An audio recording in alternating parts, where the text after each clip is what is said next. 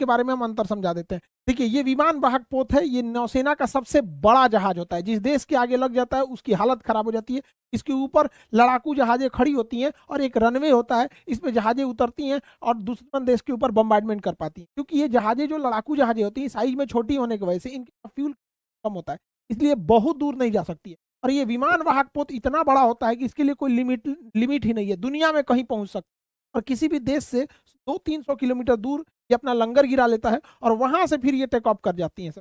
और फिर वापस आते हैं, फ्यूल भरते हैं, मिसाइल भरते हैं। वरना पता चला हम लोग को अगर किसी दुश्मन देश जैसे चाइना पे हमला करना है आप, तो जाके पता चला फ्यूल ही खत्म हो गया या फिर इमिशन खत्म हो गया, बम खत्म हो गया, तो वापस आते आते हालत खराब हो जाएगा। इसलिए ये चलता फिरता एक मिलिट्री बेस होता है, ये बहुत जरूरी होता है। और ये अकेले नहीं चलता है क्योंकि इतना भारी भरकम होता है, इसके साथ पूरा बैटल ग्रुप चलता है। एयरक्राफ्ट कैरियर हो गया, इसके साथ कुछ डिस्ट्रॉयर चलते हैं, इसके साथ साथ विध्वंसक जिसे बोलते हैं, रिफ्यूलिंग के लिए कुछ चलते रहते हैं सब। इनके पास हॉस्पिटल शिप होती है, लैंडिंग क्राफ्ट होते हैं। तो ये पूरा जब चलते हैं ना, इसे बैटल ग्रुप कहा जाता है।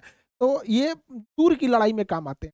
अब जब हम दुश्मन देश के ऊपर उतरते हैं तो हमें लैंडिंग प्लेटफॉर्म की जरूरत होती है और कुछ एम्फीबियन एयरक्राफ्ट की जरूरत होती है जो पानी और जमीन दोनों पे चल सकते हैं।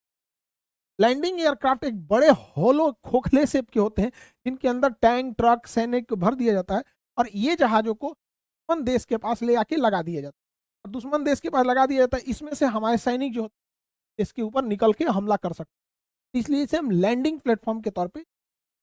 अगला जो होता है सुपर फास्ट के तौर पे यूज होता है होवरक्राफ्ट। होवरक्राफ्ट के नीचे एयर भरा होता है, ये बहुत तेज गति से आगे बढ़ते हैं। यहाँ पर होवरक्राफ्ट छोटे साइज के होते हैं, ये एंटी शिप पे हमला कर सकते हैं। किसी भी जगह पे अचानक पहुंचना है, तुरंत जल्दी से पहुंचना कंडीशन में होवरक्राफ्ट का यूज ज्यादा किया जाता है। अब मेन बैटल को समझते हैं, डिस्ट्रॉयर क्या होते हैं। विमान वाहक पोत जो एयरक्राफ्ट कैरियर होता है वो बहुत बड़े साइज का। के बाद अगर सबसे ज्यादा किसी का यूज होता है तो डिस्ट्रॉयर का होता है, हिंदी में विध्वंसक कहते हैं। ये बहुत विशाल आकार का जहाज होता है, जैसे हमारा कोलकाता का क्लास का डिस्ट्रॉयर वगैरह, ये सब बहुत विशाल आकार के।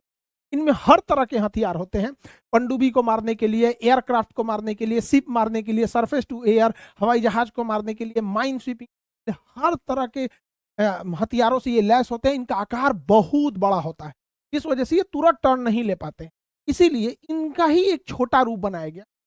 सेम यही चीज होकर थोड़ा छोटा रूप बनाया गया जिसे हम फ्रिगेट कहते हैं।